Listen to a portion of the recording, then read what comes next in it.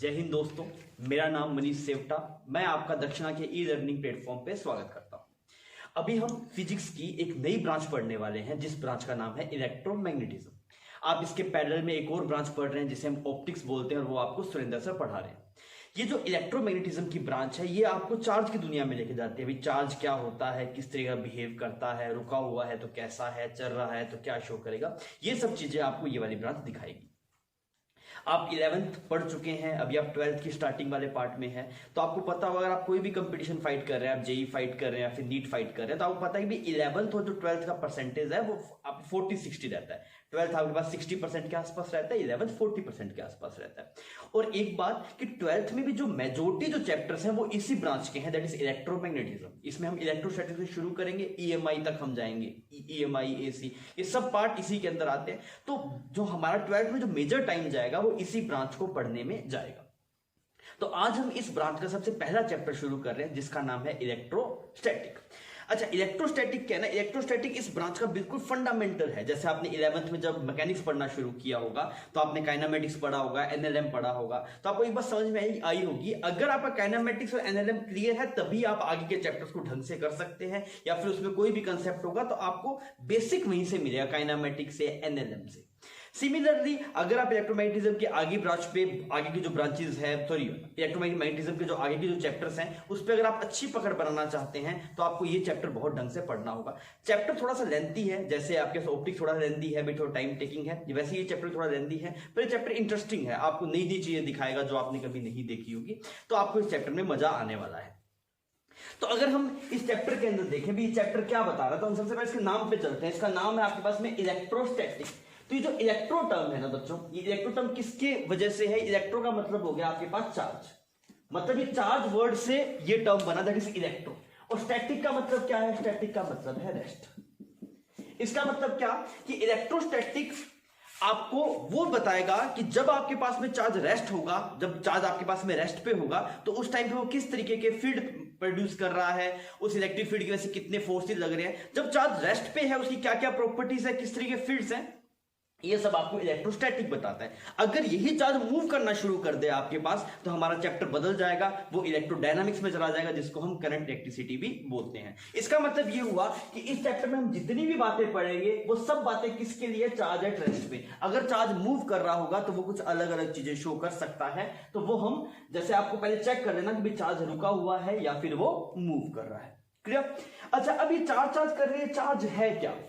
तो देख, चार्ज के पास अगर तू देसी भाषा में समझे, फीलिंग के पर्पज से, मतलब सिर्फ किताबी ज्ञान ना ले, फीलिंग के हिसाब से समझे, तो देखो समझ में आया, चार्ज एक इंट्रिंसिक प्रॉपर्टी है। इंट्रिंसिक मतलब मूलभूत प्रॉपर्टी। जैसे मैं इंसान हूं तो ये चमड़ी मेरे अंदर रहनी है, मेरे अंदर कुछ कुछ गुण हैं जो रहने हैं। वैसे ही एक कोई भी पार्टिकल होगा तो उस पर चार्ज एक उसकी इंट्रिंसिक प्रॉपर्टी है। जैसे मास होता है वैसे ही चार्ज है।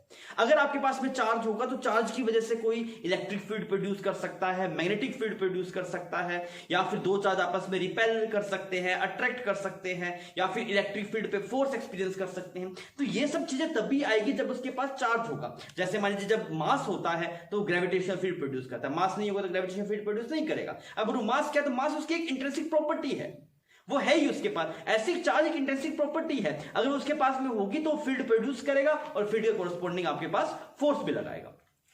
तो अगर आपके पास में चार्ज रेस्ट पे होता है तो क्या प्रोड्यूस करता है, थोड़ा देखते हैं। फर्स्ट केस हम लेते हैं कि चार्ज एट रेस्ट। अगर चार्ज रेस्ट पे है तो वो क्या प्रोड्यूस करेगा? आपके पास में इलेक्ट्रिक फील्ड प्रोड्यूस करेगा। इलेक्ट्रिक फील्ड के बारे में कुछ कुछ बातें आप जानते हैं 10th क्लास में, अभी अब 12th में इसको अच्छे से पढ़ेंगे इलेक्ट्रिक फील्ड के बारे में। इसको अगर आप इलेक्ट्रिक फील्ड ना बोल के इलेक्ट्रोस्टैटिक फील्ड बोलेंगे, इलेक्ट्रोस्टैटिक फील्ड मतलब आप ये बोलिए रुका हुआ चार्ज क्या प्रोड्यूस करता है? इलेक्ट्रोस्टैटिक फील्ड, तो ये सुनने में थोड़ा और ज्यादा खूबसूरत लगेगा। अभी इसकी आप डेप्थ नहीं जानते, बस नाम देख लीजिए, थोड़ा इंट्रोडक्शन पार्ट देख रहे हैं, बाद में मैं आपको हर एक चीज की डेप्थ में लेके जाऊंगा। फिर मान लीजिए सेकंड केस क्या हो सकता है? Charge is in uniform motion. Uniform motion मतलब एक्सीलरेशन नहीं है, चार्ज यूनिफॉर्म मोशन कर रहा है। अगर चार्ज आपके पास यूनिफॉर्म मोशन करेगा ना तो एक तो इलेक्ट्रिक फील्ड प्रोड्यूस करेगा, एक तो इलेक्ट्रिक फील्ड प्रोड्यूस करेगा, और दूसरा क्या प्रोड्यूस करेगा? आपके पास में मैग्नेटिक फील्ड प्रोड्यूस करेगा। Magnetic field. तो एक चीज एक्स्ट्रा आ गई, अगर चार्ज रेस्ट पे होता है सिर्फ इलेक्ट्रिक फील्ड प्रोड्यूस करता है, और अगर चार्ज आपके पास में यूनिफॉर्म वेलोसिटी से या फिर कांस्टेंट वेलोसिटी से मूव कर रहा होगा तो इलेक्ट्रिक फील्ड भी प्रोड्यूस करेगा और मैग्नेटिक फील्ड भी प्रोड्यूस करेगा। इसका कॉज क्या है सर, क्यों ऐसा हो रहा है, उसके लिए आपको रिलेटिविटी में जाना पड़ेगा, तो वो अभी मतलब आपके सिलेबस में नहीं। आप इतना बस ये जानिए कि ऐसा होता है। जैसे मान लीजिए मैं ये बोलूं कि कूलम्ब्स दो चार्ज आपस में अट्रैक्ट करते हैं, क्यों करते हैं, तो उसका रीजन मतलब क्या है, वो कूलम्ब्स लॉ ने अपना लॉ दे दिया, उसके अंदर क्या डेप्थ में आप जाएंगे तो अभी समझ नहीं पाएंगे, फिर भी हम जितना डेप्थ में हो पाएगा मैं आपको लेके जाऊंगा। अभी हम इंट्रोडक्शन पार्ट कर रहे हैं, तो आप इतना जानिए कि बस अगर वो यूनिफॉर्म वेलोसिटी से मूव कर रहा है तो इलेक्ट्रिक फील्ड और मैग्नेटिक फील्ड दोनों प्रोड्यूस करता है। और अगर दो चार्ज तेरे पास एक्सीलरेट कर रहा है, charge is accelerating, charge accelerate कर रहा है, तो वो क्या प्रोड्यूस करेगा, वो प्रोड्यूस करेगा इलेक्ट्रोमैग्नेटिक वेव। क्या प्रोड्यूस करेगा, इलेक्ट्रोमैग्नेटिक वेव। इसे हम क्या बोलते हैं, ईएम वेव। ईएम वेव इसको तो हम इसी चैप्टर में कवर करेंगे। इस वाले को जब चार्ज रेस्ट पे होगा तो इसको तो इसमें कवर ही करेंगे चैप्टर के अंदर। अगर आप बात करें मोशन में, तो ये इलेक्ट्रिक फील्ड यहां पे हो ही जाएगा, और मैग्नेटिक फील्ड के लिए अलग से एक चैप्टर है, वो हम पूरा चैप्टर पढ़ेंगे। अगर चार्ज एक्सीलरेट कर रहा होगा तो उसी कोरस्पॉन्डिंग ईएम वेव बनती है, और ईएम वेव आपने अभी आप लेटेस्ट पढ़ रहे हैं, आप अदर ब्रांच के अंदर, ऑप्टिक्स के अंदर, ऑप्टिक्स में जो लाइट हम पढ़ते हैं वो लाइट भी तो एक ईएम वेव है। एक ईएम वेव की स्पेसिफिक जो रेंज है वो हम विजिबल लाइट के अंदर आती है। तो जो आप लाइट जो ऑप्टिक्स पढ़ रहे हैं उसमें ईएम वेव का ही यूज है। ईएम वेव में आपको पता होगा कि दो फील्ड होते हैं आपके पास में, एक इलेक्ट्रिक फील्ड होता है, एक मैग्नेटिक फील्ड होता है, और दोनों ऑसिलेट करते हैं। मतलब इलेक्ट्रिक फील्ड भी ऐसे ऐसे ऑसिलेट करता है, मैग्नेटिक फील्ड भी ऐसे, दोनों डांस करते रहते हैं ऐसे ऐसे, क्लियर। और वेव ऐसे आगे चलती रहती है, दोनों से परपेंडिकुलर ऑसिलेट करते हैं, डांस करते करते, और वेव आगे निकल लेती है, क्लियर। इसका भी पूरा चैप्टर है 12th के अंदर, हम इसको पूरा पढ़ेंगे। ये वाला चैप्टर जेईई मेंस में, जेईई एडवांस में नहीं है, नीट के अंदर है, क्लियर। तो हम इसको अच्छे से पढ़ेंगे। अभी इंट्रो पार्ट आप एक बार नोट कर लीजिए। आइए हम चलते हैं नेक्स्ट स्लाइड पे।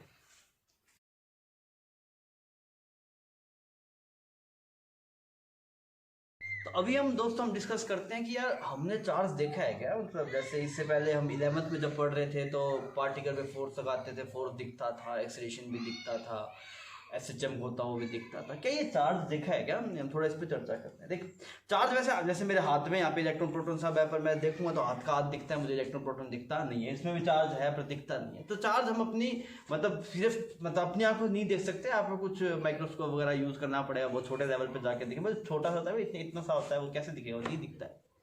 तो हम चार्ज को हम फील थोड़ा बहुत किया होगा, मैं बता देता हूँ। जैसे मान लो आपने वो 5-6 क्लास में वो एक्सपेरिमेंट करते ना, वो एक कॉम्ब लेते थे, उसको ऐसे रब करते थे, फिर पेपर के टुकड़े फाड़ते थे, अट्रैक्ट करवाते थे, खुश होते थे, हाँ भी अट्रैक्ट हो रहा है।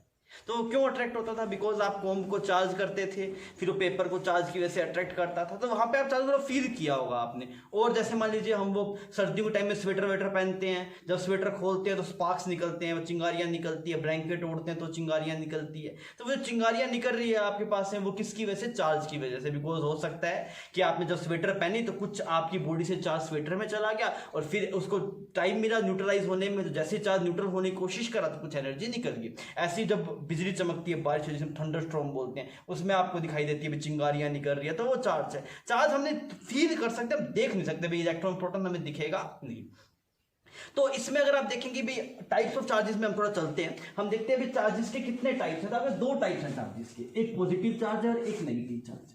पॉजिटिव चार्ज और एक दोस्त तेरे पास नेगेटिव चार्ज। तो बता सकते हैं पॉजिटिव चार्ज का सबसे छोटा एलिमेंट तो क्या जानता है, पॉजिटिव चार्ज सबसे छोटा एलिमेंट क्या जानता है तू, कौन सा सबसे छोटा positive charge, that is proton. तो हम सबसे छोटा पॉजिटिव चार्ज जो हमने देखा है दैट इज प्रोटॉन, और सबसे छोटा जो नेगेटिव चार्ज देखा है आपने वो क्या देखा है, इलेक्ट्रॉन। या पहले देख चुके हैं, ये आपके लिए कुछ नया नहीं है, बस हम वैसे ही टॉपिक की थोड़ी स्टार्टिंग है, थोड़ी नोट्स वोट्स आप लोग बना रहे हैं, थोड़ा खूबसूरत दिखे तो हम थोड़ा बेसिक से बिल्कुल चल रहे हैं। तो प्रोटॉन के अंदर अगर आप चार्ज देखें तो प्रोटॉन का चार्ज कितना होता है आपके, इलेक्ट्रॉन का लोगों को अच्छे से पता है, पहले इलेक्ट्रॉन पे चलते हैं। इलेक्ट्रॉन का कितना हो दोस्त तेरे पास, दैट इज 1.6 इंटू में 10⁻⁻19 कूलम। तो यहां से एक चीज तो ये कि भी जो चार्ज की यूनिट है वो क्या है आपके पास में, कूलम है, ठीक है। तो हम यहां पे लिख दे that is unit of charge. Unit of charge क्या है दोस्त तेरे पास, unit of charge that is coulomb, clear. अगर नहीं पता तो ये बात दिख लेना भाई, जो चार्ज की यूनिट है वो क्या है तेरे पास, कूलम। प्रोटॉन का चार्ज भी कितना ही होता है आपके पास में, इलेक्ट्रॉन पे चार्ज नेगेटिव होता है इस वजह से हम माइनस लगा देते हैं। प्रोटॉन पे कितना उतना ही चार्ज होता है, पर पॉजिटिव होता है तो ये बन जाएगा 1.6 इंटू में 10⁻⁻19 कूलम। एक और होता है, एक इलेक्ट्रॉन होता है, एक प्रोटॉन, एक न्यूट्रॉन होता है। न्यूट्रॉन पे कोई चार्ज होता नहीं है, वो एक न्यूट्रल क्वांटिटी है आपके पास में। तो जो न्यूट्रॉन पे चार्ज है वो आपके पास 0 है, ठीक है। अगर आप देखेंगे भाई साहब मास कितना होता है, मास ऑफ प्रोटॉन अगर आप देखेंगे, फिर मास ऑफ इलेक्ट्रॉन हम लिखते हैं, तो इसकी वैल्यू ज्यादा है क्या आपको? वैसे तो आपको सवाल में मिलेगी, पर एक आइडिया रही इस वजह से अपने आप पे लिख लेते हैं। तो जो मास ऑफ इलेक्ट्रॉन है आपके पास में वो है 9.1 इंटू में 10 to the power -31 kg, clear. और अगर आप बात करें मास ऑफ प्रोटॉन की, तो वो है आपके पास 1.672 इंटू में 10 टू द पावर -27 kg। तो आप देखिए कौन ज्यादा भारी है। जो आपके पास प्रोटॉन है वो काफी भारी है एज कंपेयर टू इलेक्ट्रॉन, पर वैसे देखें तो बहुत हल्का सा, 10 टू पावर -27। समझ पा रहे? इतना छोटा मैंने देखा ही, मतलब इतना छोटा कि हम देख ही नहीं पा रहे, ठीक। जो न्यूट्रॉन होता है, न्यूट्रॉन का मास प्रोटॉन के बराबर सा ही होता है, पर थोड़ा सा फर्क होता है। जो न्यूट्रॉन का मास होता है वो होता है 1.67, मास ऑफ न्यूट्रॉन अगर आप देखें दैट इज 1.674 होता है वो 10 टू पावर -27 kg। तो कैलकुलेशन में तो हम क्या करते हैं, प्रोटॉन का और न्यूट्रॉन का मास हम सेम ही मान लेते हैं, पर कभी मान लीजिए आपसे कंपेयर करने को बोला जाए तो आप न्यूट्रॉन का मास थोड़ा सा स्लाइटली ज्यादा होता है as compared to proton. Charges हमने यहाँ पे मेंशन कर दिए। तो आई होप ये सब बातें पता होगी, पर चैप्टर की स्टार्टिंग है इस वजह से हम लिख रहे हैं, तो ये बात आप नोट्स में छाप लीजिए, हम आगे बढ़ते हैं। तो जो भी मैं आपको बोल रहा हूँ आप एक कॉपी साथ में लेके बैठिए और साथ में आप नोट्स को छापते रहिए। हो सकता है स्टार्टिंग की बात आपको पता हो, पर धीरे धीरे हम डेप्थ में जाएंगे तो आपको चमकेगा। तो अभी तक हमने दो प्रॉपर्टीज चार्ज की पढ़ ली। एक तो पढ़ लिया कि चार्ज स्केलर में है, मतलब charge is scalar quantity. Second अपने पढ़ा कि charge is quantized in nature, मतलब एक इलेक्ट्रॉन से छोटा चार्ज पॉसिबल नहीं है। देखिए वैसे अगर आप कुछ मॉडर्न फिजिक्स मतलब मॉडर्न बुक्स में अगर आप पढ़ेंगे तो वहां पे आपको दिखाई देगा क्वार्क्स नाम की एक क्वांटिटी है। क्वार्क्स को बोला जाता है भी इसका चार्ज इलेक्ट्रॉन से भी कम हुआ, that is 1/3 and 2/3 of electron. Quarks एक टर्म है, एक चार्ज से एक सबसे छोटा चार्ज, अभी क्वार्क्स नाम का भी एक चार्ज मिला है जो इसका चार्ज इलेक्ट्रॉन से भी कम है, पर वो अनस्टेबल है, इस वजह से हम उसको पढ़ते नहीं हैं। तो आपके लिए सबसे छोटा चार्ज आपके पास में इलेक्ट्रॉन है और प्रोटॉन है, उससे छोटा आपके पास में नहीं है। क्वार्क्स है, पर वो आपको सोचने की जरूरत नहीं है। क्वार्क्स है, आपको बताए तो आपको घबराना नहीं, ऐसा भी कुछ होता है। क्वार्क्स नाम की चीज होती है, इसका चार्ज इलेक्ट्रॉन से कम होता है, पर वो अनस्टेबल है, इस वजह से हम उसे पढ़ते नहीं है। तो अब पढ़े थे प्रॉपर्टीज ऑफ चार्ज में। प्रॉपर्टीज ऑफ चार्ज में हम दो प्रॉपर्टीज पढ़ चुके हैं। फर्स्ट हमने पढ़ लिया स्केलर, सेकंड हमने पढ़ लिया charge quantized in nature. Third पढ़ रहे हैं, थर्ड कौन सी है आपके पास, that is charge is conserved. Charge is conserved, इसको आप सही ढंग से समझने की कोशिश करना, बढ़िया चीज है ये ऐसे बोलता है कि मान लीजिए आपके पास में एक आइसोलेटेड सिस्टम है, जैसे ये आपके पास एक आइसोलेटेड सिस्टम है, क्लियर। इसके पास में कुछ आपके पास में 20 प्रोटॉन थे, आपके पास में यहाँ पे कुछ 10 प्रोटॉन थे, 20 इलेक्ट्रॉन थे, 10 प्रोटॉन्स एंड 20 इलेक्ट्रॉन्स। इस पे अगर मैं बोलूं भाई साहब क्यू नेट कितना है, क्यू नेट कितना है आपके पास, आप क्या बोलेंगे 10 इलेक्ट्रॉन टोटल चार्ज है, ऐसा ही है ना। और अगर आप इलेक्ट्रॉन की वैल्यू पुट करें तो पुट कर सकते हैं, दैट इज 1.6 इंटू में 10 टू पावर -19। मतलब इस आइसोलेटेड सिस्टम है ये, मतलब इसका किसी से कोई लेना देना नहीं है, किसी के पास नहीं, किसी कॉन्टेक्ट में नहीं है, इसको आप आइसोलेटेड बोल रहे हैं, ठीक है। तो ये आइसोलेटेड बॉडी है, इसके ऊपर जो चार्ज है आपके पास 10 इलेक्ट्रॉन। तो इस वाले स्टेटमेंट का मतलब ये चार्ज इज कंजर्व्ड का इसका मतलब ये है कि इस आइसोलेटेड सिस्टम का जो नेट चार्ज है ना वो हमेशा क्या रहेगा, सेम रहेगा। कुछ हो जाए इसके अंदर, कुछ भी हो जाए, पर भाई साहब अगर आप इन दोनों का सम अगर आप देखेंगे तो वो हमेशा कितना रहेगा, 10 इलेक्ट्रॉन रहेगा। तो एक term important, that is isolated. अगर चीज आइसोलेटेड नहीं होगी उसका चार्ज कंजर्व नहीं है, अगर कोई आइसोलेटेड चीज है तो उसका चार्ज हमेशा क्या है, कंजर्व है। अब मेरे दिमाग में एक डाउट आया, मेरे दिमाग में क्या डाउट आया, सर वो बचपन में करते थे ना, वो कोम्ब लेते थे, उसको बालों से रब करते थे, पेपर अट्रैक्ट करवाते थे, इस कोम्ब पे तो चार्ज आ गया। सर जी चार्ज कहां से आ गया, पहले तो कोम्ब पे चार्ज नहीं था। तो अगर आप देखें पहले कोम्ब पे चार्ज 0 था, नेट चार्ज 0 था, अब कुछ चार्ज आ गया, मतलब ये वाली प्रॉपर्टी तो फिर फेल होगी।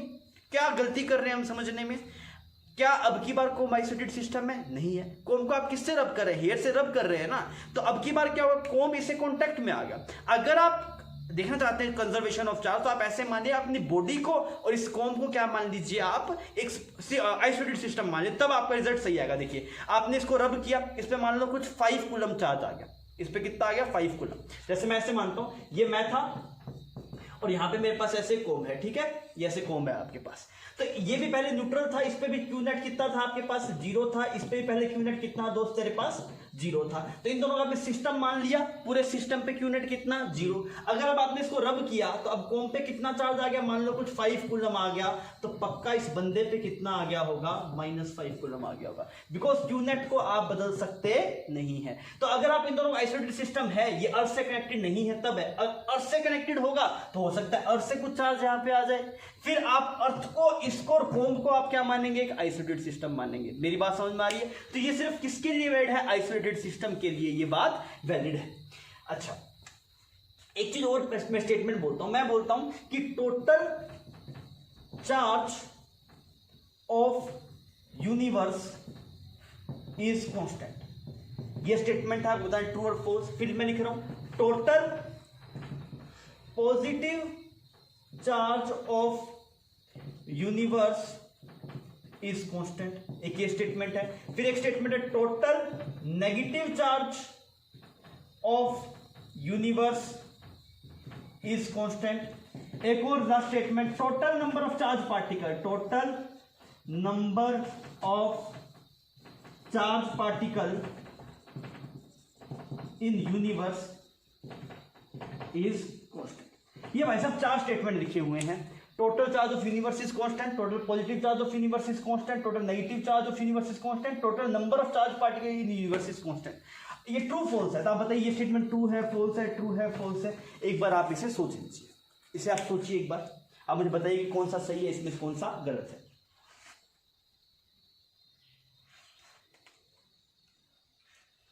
तो सही जवाब क्या है मैं आपको बताता हूं।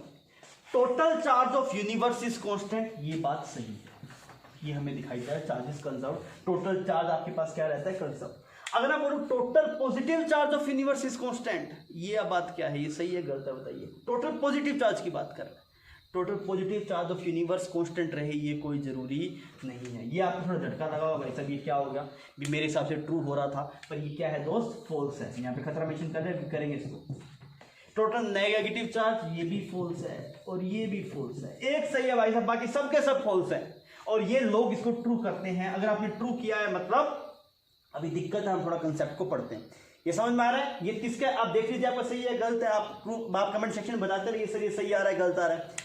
कमेंट सेक्शन आपके लिए ही है, आपको कुछ भी समझ में आ रहा है, कोई दिक्कत आ रही है, आप वहां पे बताते रहिए हमें, ताकि हमें पता लगे हाँ बच्चा सीख रहा है और बच्चा हमें रिस्पॉन्स कर रहा है। अब भाई साहब ये ऐसा क्यों हो रहा है ये समझते हैं। ये ऑब्वियसली जितना तूने पढ़ा है तेरे हिसाब से यही आंसर आना चाहिए था, पर हमने अभी तक कंप्लीट पढ़ा नहीं है, तो हम इसको थोड़ा मिटाते हैं फिर आगे बढ़ते हैं एक बार।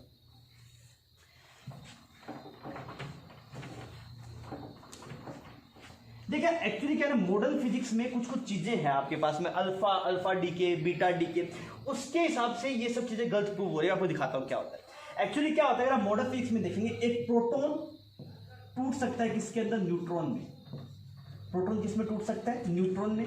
साथ में क्या प्रोड्यूस करता है, ये पॉजिट्रॉन प्रोड्यूस करता है, और साथ में आपके पास में ये एक न्यूट्रिनो प्रोड्यूस करता है। अगर जब आपके पास न्यूट्रॉन टूटता है एक प्रोटॉन में, तो साथ में एक इलेक्ट्रॉन प्रोड्यूस करता है, साथ में एक एंटी न्यूट्रिनो प्रोड्यूस करता है। ये आपको देख के अजीब लग रहा होगा सर ये क्या चल रहा है, ये अल्फा डी बीटा डी के शायद केमिस्ट्री में आपने आई होप मैंने पढ़ा है, नहीं पढ़ा मुझे पता नहीं है, पर यह मॉडर्न फिजिक्स में ढंग से पढ़ेंगे, हम आपको मॉडर्न फिजिक्स ढंग से पढ़ाएंगे, पर लास्ट टॉपिक है। तो एक प्रोटॉन है ना, प्रोटॉन टूट के न्यूट्रॉन में जा सकता है, और किस में जा सकता है, एक पॉजिट्रॉन में जा सकता है।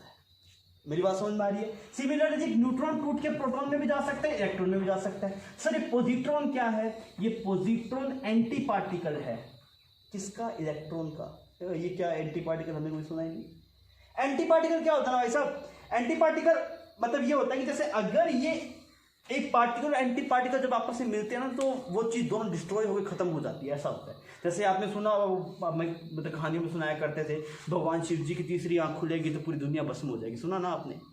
तो भाई साहब क्या बोलते हैं, जब नेचर को बनाया गया ना, तो भगवान शिव ने, कहानी है ना, मुझे पता नहीं, मेरे भगवान शिव जी से मुलाकात नहीं, मैं बता रहा हूँ।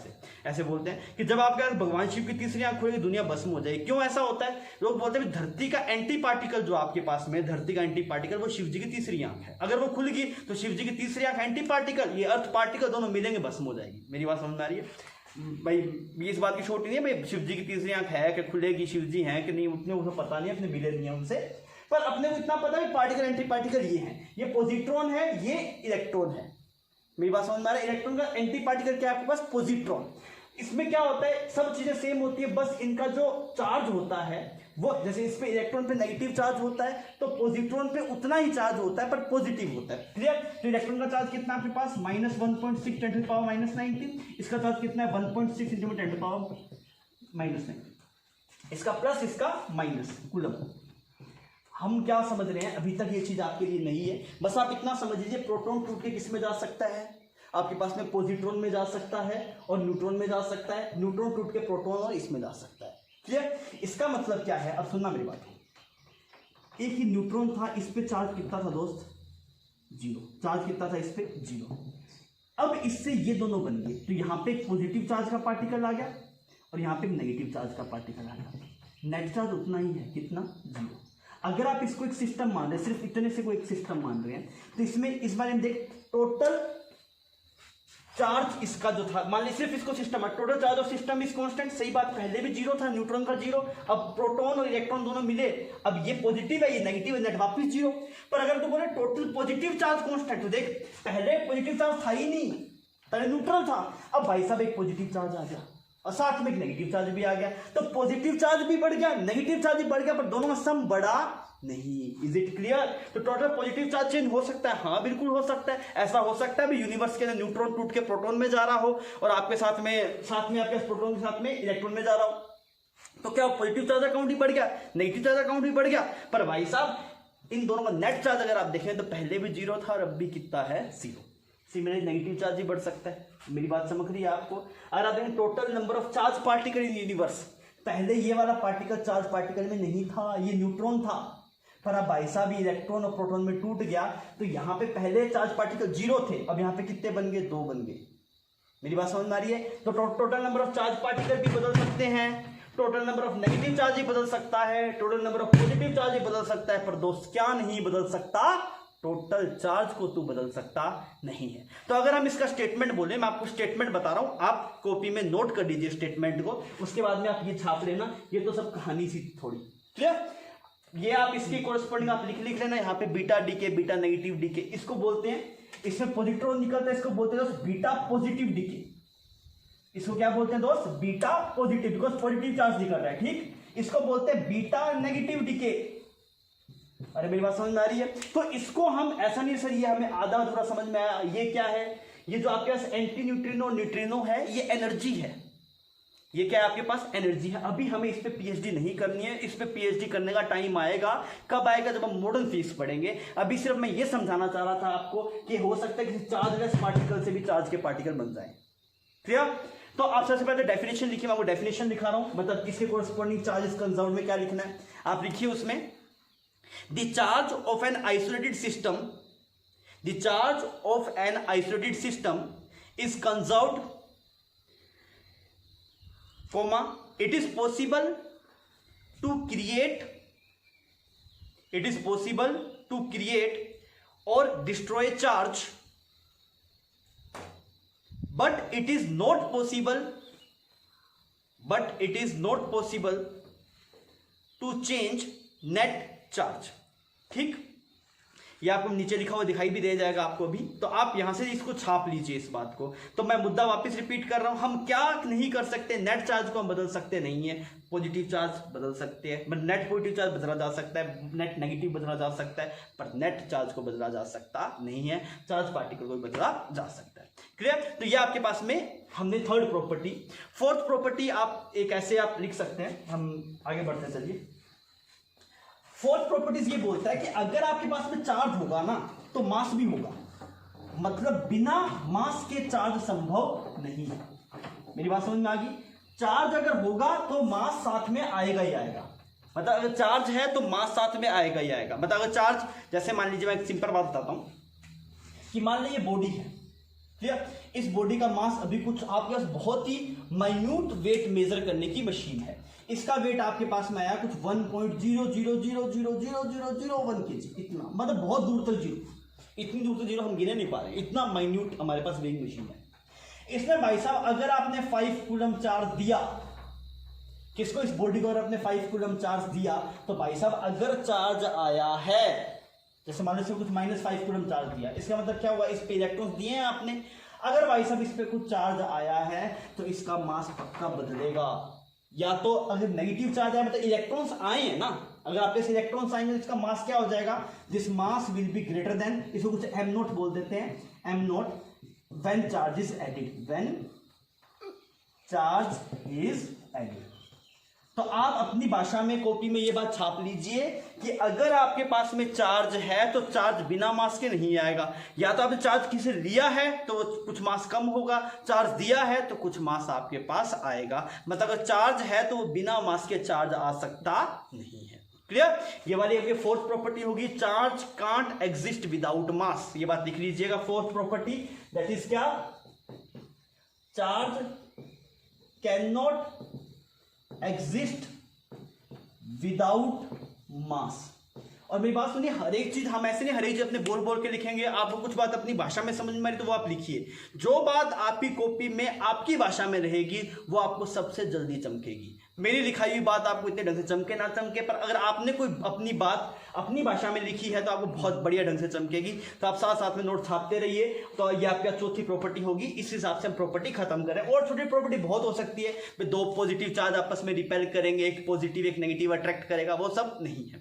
अच्छा, मेरा एक सवाल आ गया यार इसमें, मैं ये पूछ रहा हूँ कि अगर मान लीजिए आपने किसी बॉडी पे कोई बॉडी का मास, ऐसा सवाल आता है, वैसे हमने देख लिया, ऐसा एक सवाल आ जाता है कि अगर आपने किसी बॉडी पे चार्ज दिया है या फिर चार्ज लिया है उससे, तो उसके मास में चेंज आएगा कि नहीं आएगा? हाँ, चेंज आएगा। वो चेंज बहुत ज्यादा होगा या बहुत कम होगा?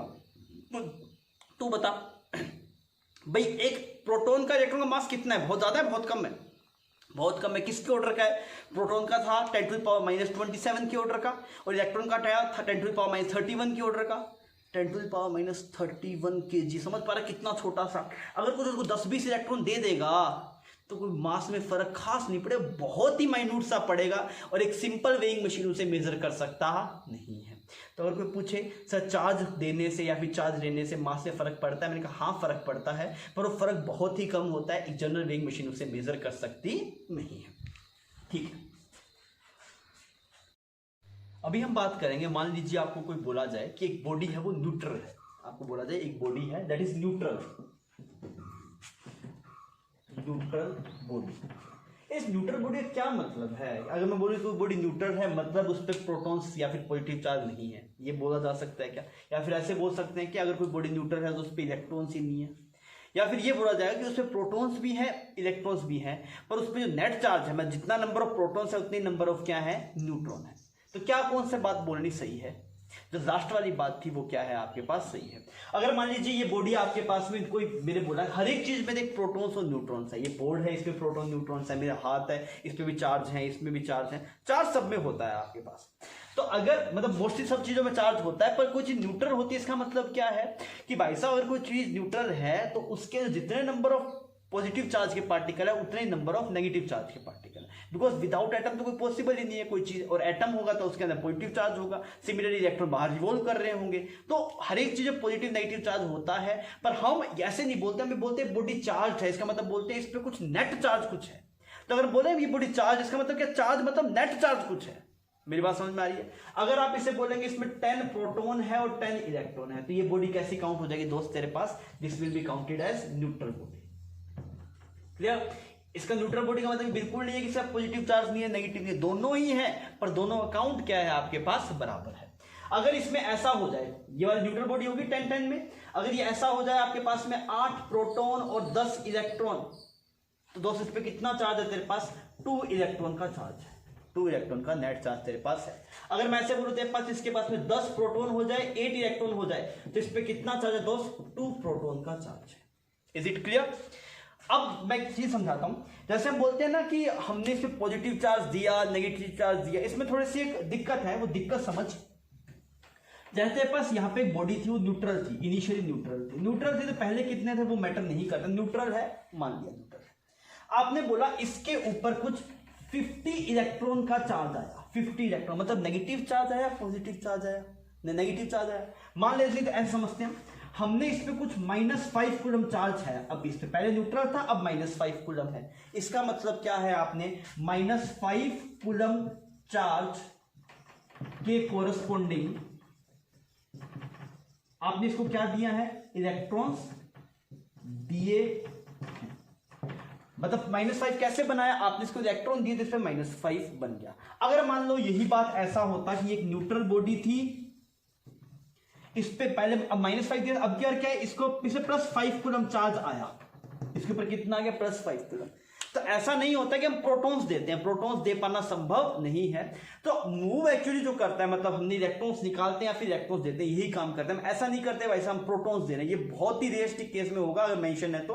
पर होता यही है कि आप इलेक्ट्रॉन्स को या तो निकालते हैं या फिर इलेक्ट्रॉन्स को देते हैं। अब आप बताइए, मैंने बोला इसे 5 कूलम चार्ज दिया, इसका क्या मतलब है, प्रोटॉन्स तो नहीं दिए बिकॉज प्रोटॉन देते नहीं है। तो हमने क्या किया होगा, इसमें से इलेक्ट्रॉन निकाल लिए होंगे, इसमें से इलेक्ट्रॉन क्या कर लिए होंगे, निकाल लिए होंगे। कैसे निकालेंगे, जैसे इससे पहले तेरे पास कितने थे, 8 प्रोटॉन थे, सॉरी इसमें चलते हैं, पहले इसमें कितने 10 प्रोटॉन थे, मान लो 10 इलेक्ट्रॉन थे, तो 2 इलेक्ट्रॉन्स निकाल लिए, तो इस पे कितने का चार्ज आ गया तेरे पास 2 प्रोटॉन का।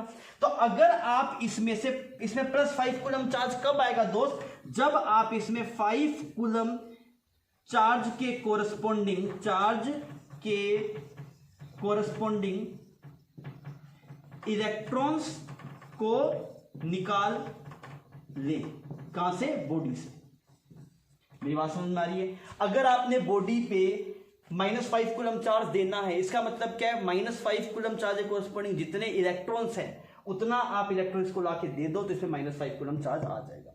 अगर आप चाहते हैं भाई साहब इस बॉडी पे +5 कूलम चार्ज आ जाए, तो ऐसा नहीं हो कि आप पॉजिटिव चार्ज उठा के देंगे, आप क्या होगा प्लस में जो आपके पास 5 कूलम चार्ज कोरस्पोंडिंग जो इलेक्ट्रॉन्स थे वो आप इससे निकाल लेंगे, तो यहाँ पे कितना बच जाएगा, 5 कूलम चार्ज आपके पास बच जाएगा। ये बात थोड़ी सी अच्छी है, आप इसे ढंग से समझ लीजिए और ये इंपॉर्टेंट है, इसमें आप फंसना मत करिए।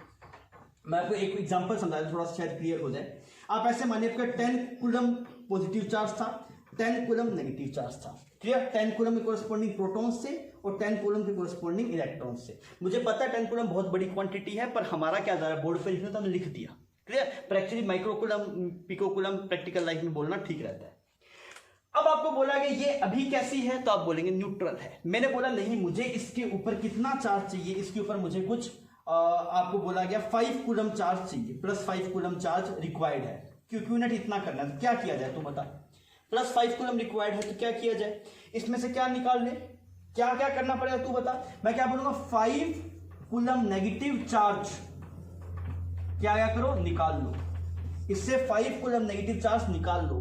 अगर 5 कूलम निकाल लिया तो क्या बचेगा, 10 कूलम पॉजिटिव बचेगा, 5 कूलम नेगेटिव बचेगा। नेट कितना बचा दोस्त, 5 कूलम पॉजिटिव। काम हो रहा है ना। अगर मैं ऐसे बोलूं नहीं, मुझे -5 कूलम नेगेटिव चार्ज चाहिए, -5 कूलम चार्ज चाहिए इसके ऊपर, दिस इज क्यू नेट। अब क्या करें दोस्त, अब क्या करें इसमें से तू बता।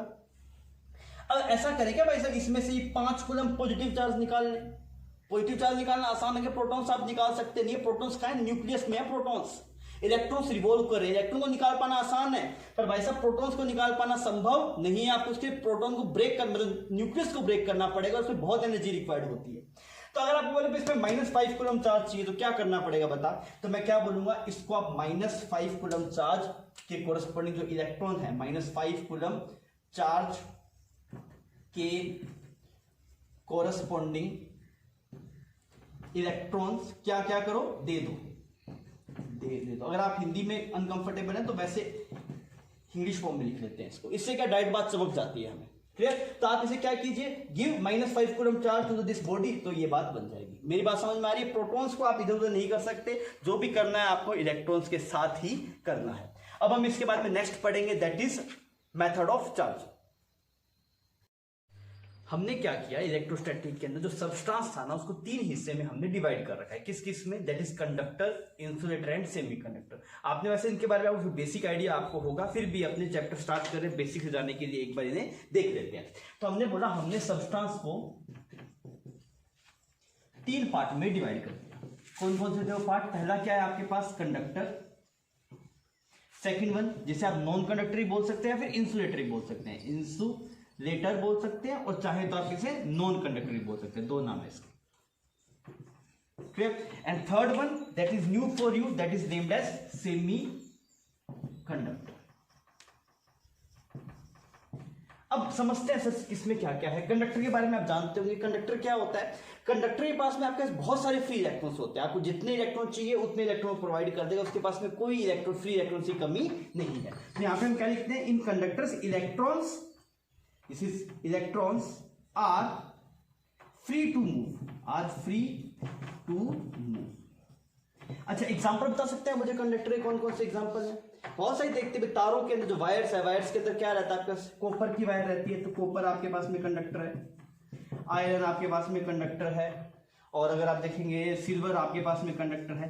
तो मेटल की जो कैटेगरी वाले एलिमेंट्स है वो आपके पास क्या रहते हैं, कंडक्टर, और ये इलेक्ट्रिसिटी को कंडक्ट करवा सकते हैं।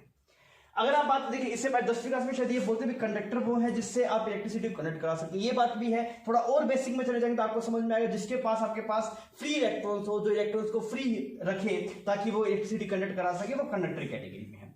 इंसुलेटर कैटेगरी में क्या है, यहाँ पे क्या होते हैं, electrons are bound, electrons are bound, they are not free to move, आप उन्हें फ्रीली मूव नहीं कर सकते, वो बाउंड है। अगर वो बाउंड है तो क्या होगा, वो इजीली इधर उधर मूव कर ही नहीं सकते। अगर आपको मूव करवाना तो बहुत ज्यादा फोर्स लगाना पड़ेगा, और उतना फोर्स लगा पाना फिजिबल होता नहीं है। तो इंसुलेटर में हमें दिखाई देता है इलेक्ट्रिसिटी कंडक्ट नहीं करती है, बिकॉज इलेक्ट्रॉन्स क्या है, इसके बाउंड है। अगर आप इसका एग्जाम्पल बताएंगे, एग्जाम्पल बता सकते हैं कुछ आप इसके?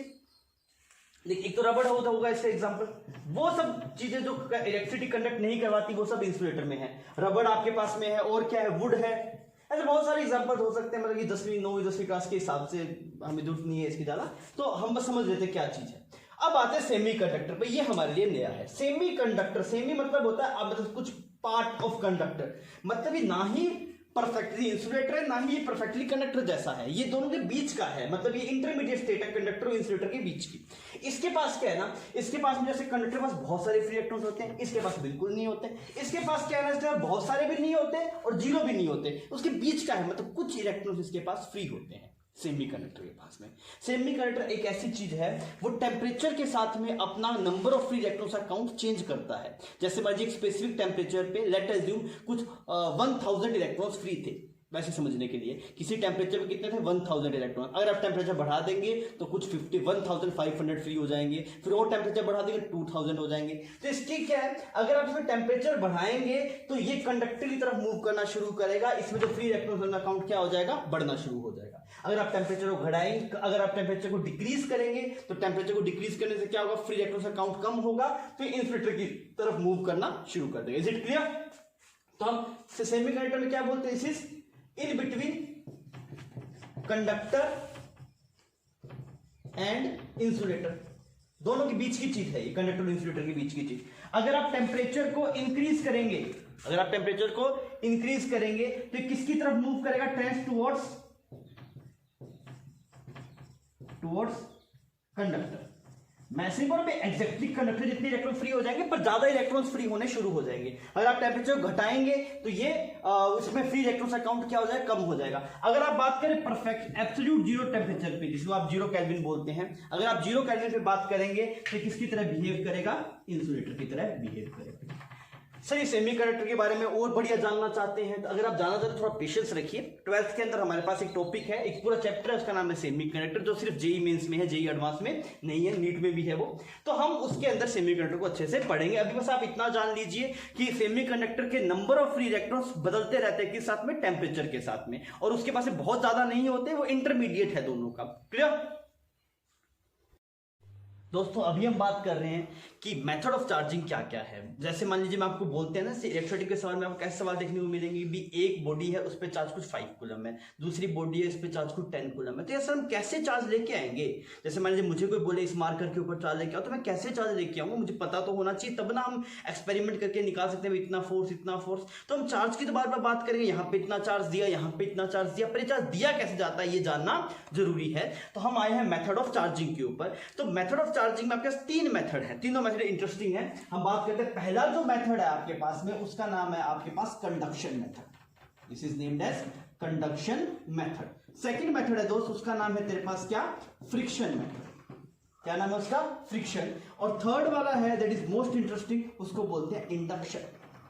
तो क्या बोलते हैं, इंडक्शन। अब कंडक्शन, फ्रिक्शन, इंडक्शन क्या है, तो मैं एक आइडिया देता हूं। कंडक्शन का मतलब यह है कि आपने किसी को छुआ और वो चार्ज हो गया, मतलब ये छूने से होता है, मतलब छुआ और चार्ज हो गया। फ्रिक्शन क्या है, आपने किसी को रब किया और वो चार्ज हो गया। इंडक्शन क्या है, आपने किसी को देखा और वो चार्ज हो गया। तो ये मतलब जो मैं बात कर रहा हूं वही है, पर वो अलग फॉर्मेट में है। कंडक्शन मतलब छू के चार्ज करना, फ्रिक्शन मतलब रब करके चार्ज करना, इंडक्शन मतलब देख के चार्ज कर देना। ये 3 मेथड है आपके पास में किसके, चार्जिंग के।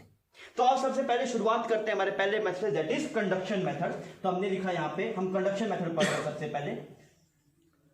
तो कंडक्शन मेथड में मास्टर ने क्या बताया, कैसे चार्ज करना है, हमें छू के चार्ज करना है। तो हमने लिखा छू के चार्ज करना, छू कर चार्ज।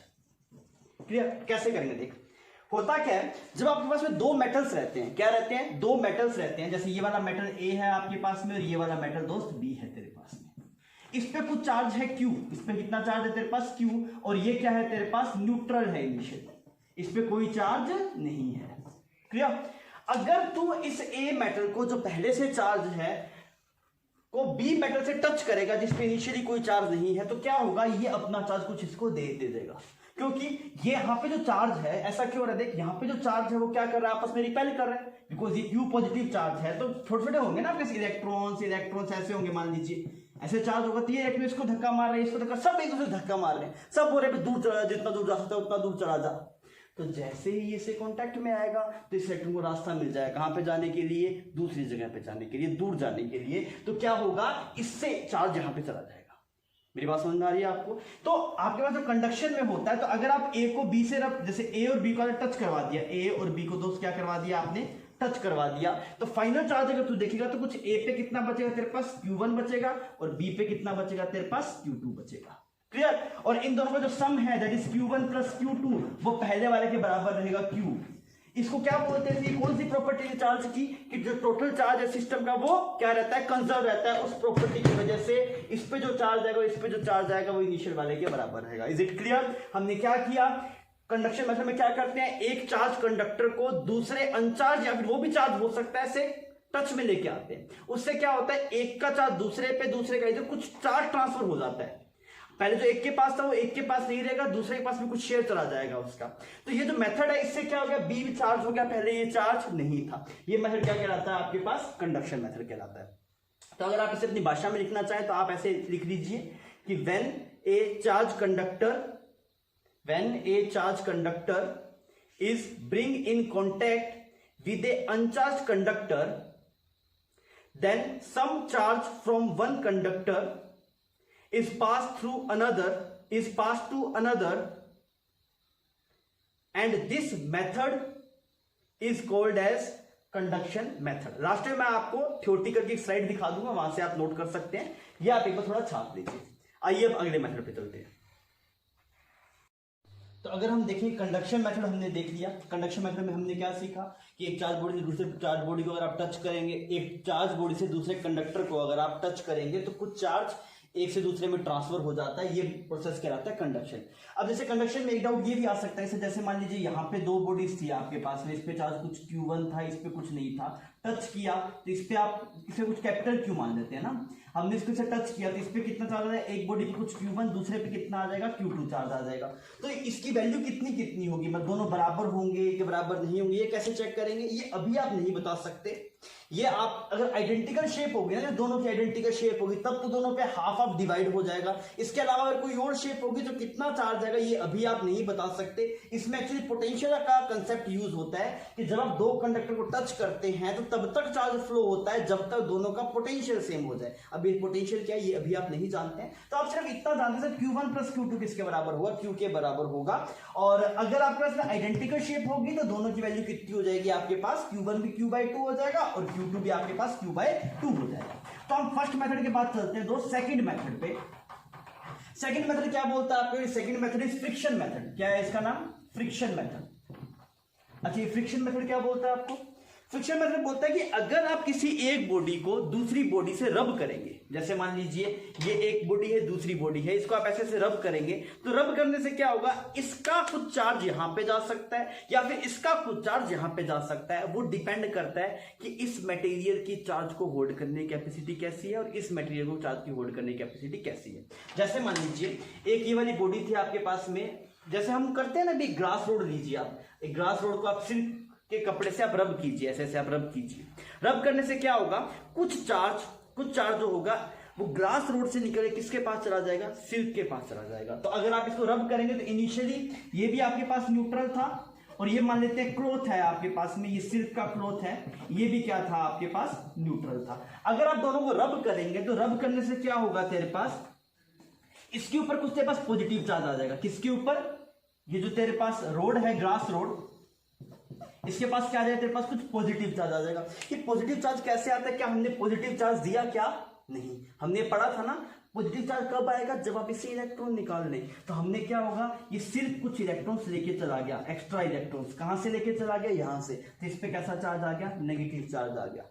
तो वो इस मटेरियल की प्रॉपर्टी थी, अगर इसको इसकी इलेक्ट्रॉन की होल्ड करने की कैपेसिटी ज्यादा होती एज कंपेयर टू दिस, तो यहाँ पे पॉजिटिव आता है, यहाँ पे नेगेटिव आता है। मेरी बात समझ में आ रही है। तो सर किस पे पॉजिटिव आएगा, किस पे नेगेटिव आएगा, तो ये आपको याद करने की जरूरत नहीं है, पर ये उस चीज पे डिपेंड करेगा भाई किसी मटेरियल की चार्ज को होल्ड करने की कैपेसिटी कितनी है। अगर कोई बहुत बढ़िया से होल्ड कर सकता है, स्ट्रांगली होल्ड कर सकता है, जैसे मान ली मैं हूं, मैंने अपने चार्ज को टाइटली खींच रखा है, आपने दूसरे रब किया, तो मैं बोला मैं अपने चार्ज जाने नहीं दूंगा, तो उसका चार्ज मेरे पास आ जाएगा। अगर मैं लूज होऊंगा तो मेरा चार्ज वहां पे चला जाएगा। क्लियर। तो इस मेथड में क्या होता है, आपने किसी को रब किया और रब करने चार्ज ट्रांसफर हो जाता है। तो इस मेथड के थ्रू आप दो, ये कैसे है, ये ग्लास रोड क्या है, कंडक्टर है, नॉन कंडक्टर है, नॉन कंडक्टर। ये सिल्क कैसा है, ये भी नॉन कंडक्टर। तो आप इस मेथड से नॉन कंडक्टर को भी चार्ज कर सकते हैं। जो हम अपनी लेबोरेटरीज में जो एक्सपेरिमेंट करते हैं इलेक्ट्रोस्टैटिक के, उसमें यही मेथड यूज होता है। ग्लास रोड को आप सिल्क से रब करते हैं या फिर कोई और मटेरियल से रब करते हैं। तो फ्रिक्शन मेथड इजी है, इससे आप चार्ज किया जा सकता है। क्लियर। तो दोस्त अभी हम अपने लास्ट मेथड पे हैं चार्जिंग के, उसका नाम क्या है, इंडक्शन। इंडक्शन दोनों मेथड से क्यों डिफरेंट है। अगर आप बात करें कंडक्शन में, तो आपने इसको जाके टच किया था। फ्रिक्शन में अगर आप देखें तो आपने उसे रब किया था। दोनों में डायरेक्ट कांटेक्ट था, दो बॉडीज के बीच में डायरेक्ट कांटेक्ट था। इंडक्शन में ऐसा नहीं है। इंडक्शन में आप किसी बॉडी को जाके आप उसे टच नहीं करेंगे, आप उसे कांटेक्ट में नहीं आएंगे, आप उससे थोड़ा दूर रहेंगे, फिर भी वो बॉडी चार्ज हो जाएगी। इस वजह से ये मेथड थोड़ा सा इंटरेस्टिंग है, और आइए हम इसे पढ़ते हैं। इंडक्शन मेथड को आप समझने के लिए आप ऐसा मानिए कि आपके पास में दो स्फीयर है, एक ये वाला स्फीयर है और एक ऐसे ये वाला स्फीयर है। ये दो स्फीयर हैं, इन दोनों कांटेक्ट में रखा गया, और ये दोनों भी कंडक्टिंग है आपके पास में। इस स्फीयर का नाम ए, इस स्फीयर का नाम B, and this both are conducting. ठीक है जी। ये जो दोनों रोड्स है, ये क्या है आपके पास में, नॉन कंडक्टिंग है, इससे चार्ज ट्रांसफर हो सकता नहीं है। इसका मतलब क्या है कि यहां से चार्ज अर्थ में जा सकता नहीं है, यहां से भी चार्ज अर्थ में जा सकता नहीं है। अगर हम इन्हें भी कंडक्टर बना दें, दिक्कत क्या होता, चार्ज आता अर्थ में चला जाता, चार्ज आता अर्थ में चला जाता। इस वजह से हम इसे कैसा बना रहे हैं, नॉन कंडक्टर बना रहे हैं। क्लियर। अब हमने क्या किया, अब हम एक ग्लास रोड को चार्ज करके लेके आए। यहां पे ऐसे ग्लास रोड है, this is a glass rod, glass rod. अच्छा, इसको हम कैसे चार्ज कर सकते हैं, ग्लास रोड को चार्जिंग का मैं बता सकते हैं तो मुझे कैसे चार्ज करेंगे हम इसे सिल्क से रब कर लेंगे या फिर कोई और मटेरियल से रब कर लेंगे, ताकि एक पे पॉजिटिव आ जाए और एक पे नेगेटिव आ जाए। तो मान लिया कि जब मैं इसको रब करके लेके आया तो वो मटेरियल ऐसा था कि जिससे इसके ऊपर कैसा चार्ज आ गया दोस्त, तेरे पास नेगेटिव चार्ज आ गया। बहुत बढ़िया, इतना चमक रहा है। अब सुन, इस नेगेटिव चार्ज, अच्छा ये वाला नेगेटिव चार्ज मूव कर सकता है क्या, ये ऐसा हो सकता है कि ये वाला नेगेटिव चार्ज यहां से घूम के इधर चला जाए या फिर इधर चला जाए, ऐसा संभव है क्या, तू बता। ऐसा संभव नहीं है। ये कैसी रोड है आपके पास में, ग्लास की रोड है। ग्लास की रोड कैसी होती है, नॉन कंडक्टिंग, और नॉन कंडक्टिंग में चार्ज मूव कर सकता नहीं है। मतलब अगर आप नॉन कंडक्टिंग को चार्ज दे दिया, जैसे मान लीजिए आपने इस वाले पॉइंट पे कुछ चार्ज दिया, तो वो चार्ज भाग के यहाँ पे जा ही नहीं सकता, बिकॉज नॉन कंडक्टर की प्रॉपर्टी है कि उसमें चार्ज फ्रीली मूव कर सकता नहीं है। तो जहां पे आपने चार्ज दिया, चार्ज वहीं पे रह जाएगा। तो अगर आपके पास यहाँ पे आपने इसको नेगेटिव चार्ज दिया, तो ये नेगेटिव चार्ज भाग सकता नहीं है। इसको धक्का लगा रहा है कि भाई निकल जा, पर भाग नहीं सकता, बिकॉज क्या है आपके पास में ये टाइटली बाउंड है। अब सुन मेरी बात, ये नेगेटिव चार्ज यहां पे इस कंडक्टर के पास में तो फ्री इलेक्ट्रॉन्स है आपके पास, तो फ्री इलेक्ट्रॉन्स जो होंगे, यहाँ पे जो इलेक्ट्रॉन्स होंगे उनको क्या करेगा, ये धक्का देगा। यहाँ पे जैसे ये जो इलेक्ट्रॉन है, उस इलेक्ट्रॉन को ये क्या करेगा, धक्का देगा। ये बोलेगा भाई दूर जा, क्यों जा, बिकॉज दो नेगेटिव चार्ज आपस में क्या करते हैं, रिपेल करते हैं, और पॉजिटिव चार्ज को अपने पास बुलाएगा। मेरी बात समझ में आ रही है।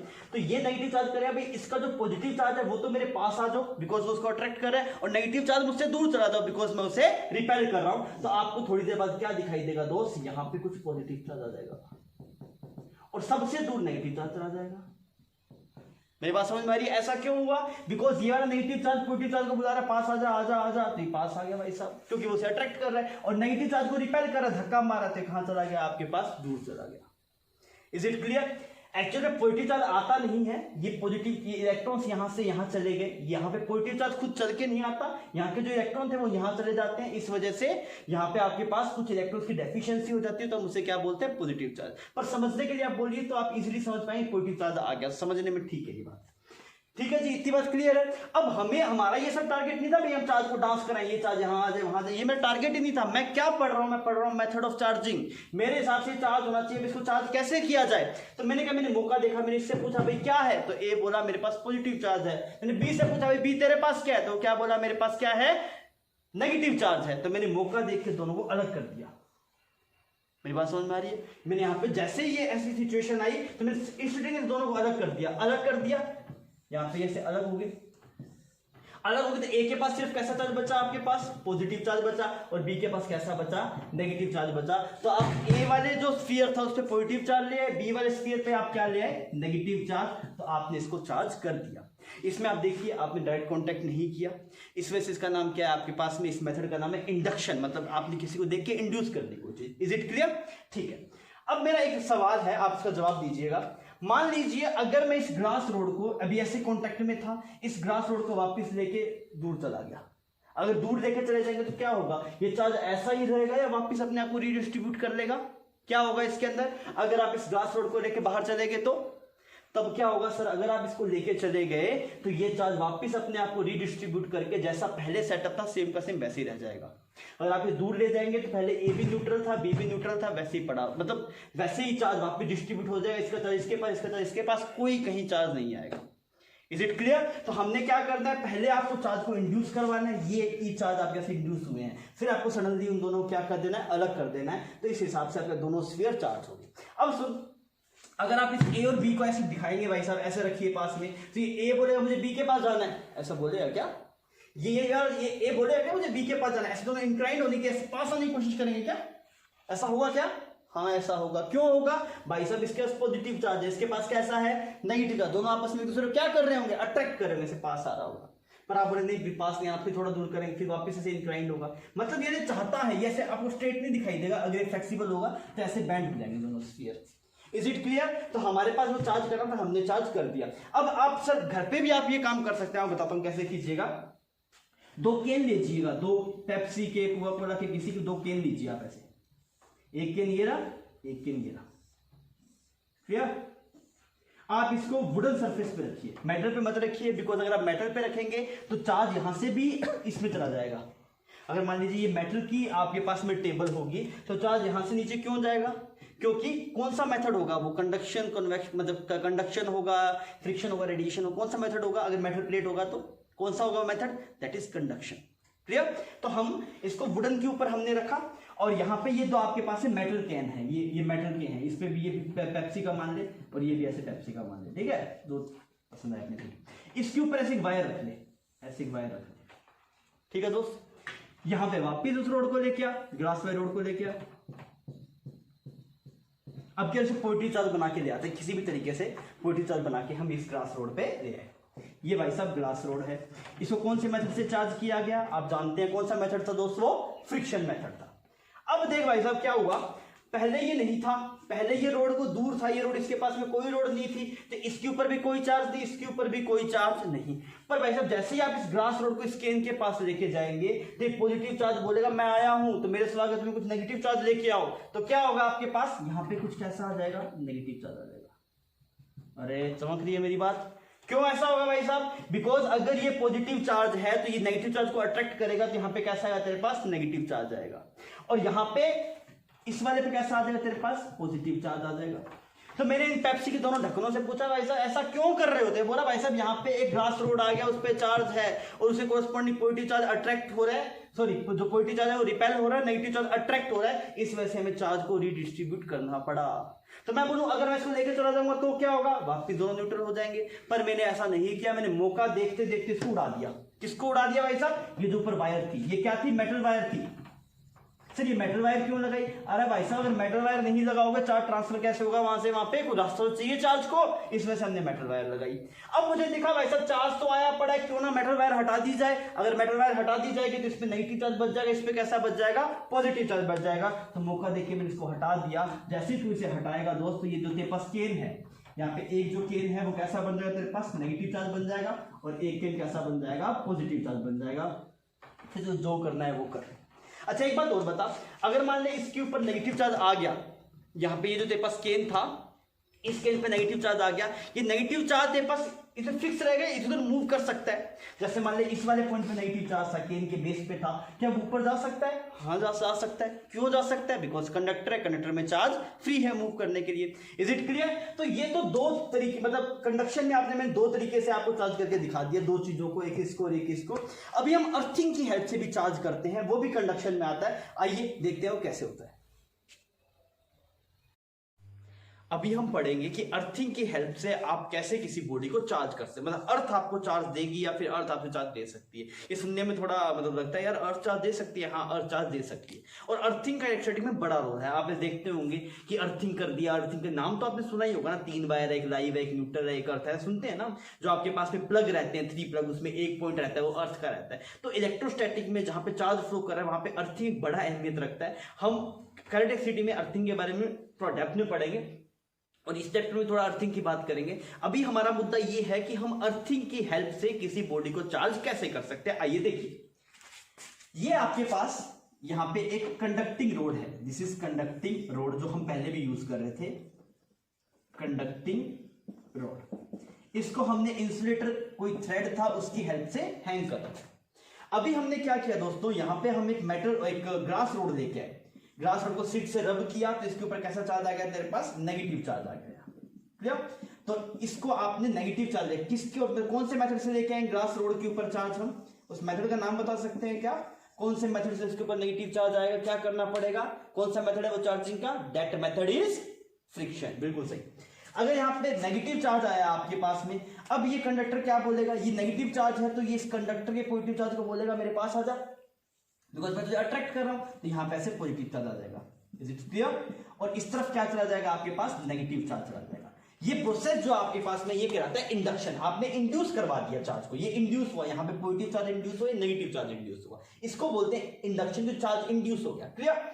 अब आपने क्या किया, अब आपने इधर से आपने अर्थिंग कर दी, मतलब यहां पे आपने जो कंडक्टिंग रोड को था उसको अर्थ कर दिया। ये दोस्त अर्थिंग का सिंबल है, ये जो सिंबल है किसका सिंबल है? पास अर्थिंग का सिंबल है। अब अर्थिंग से क्या होता है, जैसा कि हम बोलते हैं धरती माँ है, मतलब माँ का दिल बड़ा होता है, वैसे अर्थ का दिल बड़ा है। आप वैसे समझने की बस कोशिश कीजिए, अर्थ का दिल बड़ा है। अर्थ इससे पूछते हैं तुझे क्या चाहिए, क्या दुख है? तो इसने बोला मुझे ये दुख है कि मेरे इस वाले पार्ट पे नेगेटिव चार्ज रह रहा है, तो मुझे अगर कुछ पॉजिटिव चार्ज मिल जाएगा तो मैं थोड़ा न्यूट्रल होना चाहता हूं। क्लियर? तो ये अर्थ बोलेगी ठीक है जो चाहिए तो यहां से तो पॉजिटिव चार्ज लेके चला जा। तो पॉजिटिव चार्ज क्या होगा? ऐसे फ्लो कर जाए, पॉजिटिव चार्ज ऊपर की तरफ फ्लो कर रहा है। एक्चुअल में आपको पता है पॉजिटिव चार्ज फ्लो नहीं करता, इलेक्ट्रॉन उल्टा फ्लो करेगा, पर हम समझने के लिए बोल देते हैं कि भाई पॉजिटिव चार्ज फ्लो कर रहा है। ठीक है, ये पॉजिटिव चार्ज यहां पे जाएगा, इसकी वजह से इसके ऊपर क्या हो जाएगा? पहले इसके ऊपर देखना, पहले जब आपने अर्थिंग नहीं की थी तो यहां पे जितना चार्ज पॉजिटिव इंड्यूस था उतना ही नेगेटिव था, नेट चार्ज यहां पे 0 था। अभी क्या कुछ चार्ज यहां पे आ गया तो इस वाले रोड पे नेट क्या बन गया? पॉजिटिव चार्ज बन गया, नेट चार्ज। पहले नेट चार्ज 0 था, अब नेट चार्ज पॉजिटिव बन गया, बिकॉज क्या हुआ आपके पास में अर्थिंग कर दी तो अर्थ से कुछ पॉजिटिव चार्ज यहां पे चला गया। ठीक है जी। अब यहाँ पे रोड थी पहले, अब आपने इस रोड को भी हटा दिया। अब रोड को हटा दिया तो ये जो आपके पास में मेटल रोड थी ये पॉजिटिवली चार्ज होगी। Is it clear? अब सर ये मतलब ये बात वैसे एक्चुअली सही नहीं है कि भाई इसको क्या चाहिए वो सब बातें नहीं। एक्चुअल में क्या होता है, एक्चुअल जो बात है ना वो अभी आपने पढ़ी नहीं, अब थोड़ा 3-4 लेक्चरों के बाद आएगी, इसलिए से मैं वो बताने से थोड़ा सा घबरा रहा हूँ। इसलिए मैंने आपको वैसे बता दिया, अर्थ ने पूछा क्या चाहिए, पॉजिटिव चार्ज दे दे, ऐसा नहीं होता एक्चुअली। एक सिंपल सी बात बोल रहा हूँ, थोड़े टाइम में आपको समझ में आ जाएगी। एक्चुअली जब आप अर्थ करते हैं ना किसी को तो उसका पोटेंशियल 0 हो जाता है। ये पोटेंशियल क्या है ये भी आपको पता नहीं था, इस वजह से बोलना नहीं चाह रहा था। फिर भी ठीक है, आप इंटेलिजेंट लोग हैं, थोड़ा बहुत मैं बोल दूंगा तो आप अभी के लिए मान लो, बाद में आपको मैं दिखाऊंगा ये चीज कि क्या होता है। जब आप किसी चीज को अर्थ करते हैं तो अर्थ का पोटेंशियल 0 होता है, तो वो तब तक चार्ज फ्लो करवाएगा अर्थ जब तक उस बॉडी का पोटेंशियल भी कितना ना हो जाए 0। और इस बॉडी का पोटेंशियल इस कंडीशन में 0 बनाने के लिए पॉजिटिव चार्ज चाहिए। क्लियर। तो अभी हम ये मानते हैं चार्ज बस चार्ज हो सकता है, कैसे हुआ, कितना हुआ, कितनी वैल्यू होगी, ये सब अभी नहीं निकाल सकते, पर फ्यूचर में आप इसकी वैल्यू भी निकाल पाएंगे सर किस पे कितना चार्ज आएगा। तो अभी के लिए हमने बस ये देखना चाह रहे थे कि भाई अर्थिंग की हेल्प से आप इसे चार्ज कर सकते हैं। ठीक है दोस्तों, ये था इलेक्ट्रोस्टैटिक का लेक्चर 1। अभी हम आपसे अगली मुलाकात करेंगे लेक्चर 2 के अंदर। अभी मैं आपको जो असाइनमेंट है, जो आपका होमवर्क है, वो आपको नेक्स्ट स्लाइड में दिखाई दे जाएगा। आप बिल्कुल ईमानदारी से उस होमवर्क को कीजिए। हम मिलते हैं लेक्चर 2 में, तब तक के लिए धन्यवाद। जय हिंद, जय भारत।